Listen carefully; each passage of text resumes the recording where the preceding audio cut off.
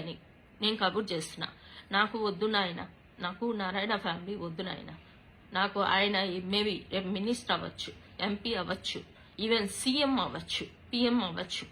నాకు వద్దు, నారాయణ ఫ్యామిలీ నాకు వద్దు. నామన్నా నేను ప్రశాంతంగా నేను బ్రతుకుతా. నాకు వద్దు. నేను అడుగుతున్నా, మిమ్మల్ని అడుక్కుంటున్నా. ఎవరైతే ఆ తెలగ ఇట్ మీన్స్ బలిజ పెద్దలు, నెల్లూరులో ఉన్న బలిజ పెద్దలు ఎవరైతే మా పెళ్లి చేస్తున్నారో పాపం వాళ్ళు ఉన్నారు, ప్లీజ్ నాకు డైవర్స్ ఇప్పించండి. నాకు వద్దు, ఆ ఫ్యామిలీతో నాకు సంబంధం వద్దు, నాకు అసలు ఎటువంటి రిలేషన్ వద్దు.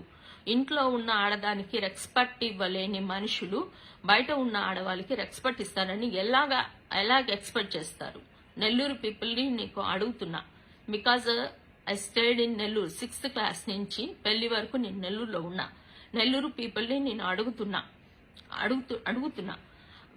ఇంట్లో ఉన్న పర్సన్, ఇంట్లో ఉన్న ఆడది ఏడుస్తుంటేనే పట్టించుకోని వాళ్ళు, మీరు రేపు పొద్దున ఏడుస్తుంటే ఇప్పుడు యూజ్ చేసుకుంటున్నారేమో మిమ్మల్ని. రేపు పొద్దున మీరు ఏడుస్తుంటే మిమ్మల్ని పట్టించుకుంటారని మీరు ఎట్లా అనుకుంటున్నారు? అసలు మేబీ ఇప్పుడు ఓట్లు కావాలి, సీట్లు కావాలి, ఓట్లు కావాలి కాబట్టి ఏదో నెల్లూరులో ఆడవాళ్ళకి ఏంటో చేస్తున్నారంట. ఐ డోంట్ నో, లేడీస్ కోసం ఏదో చేస్తున్నారంట.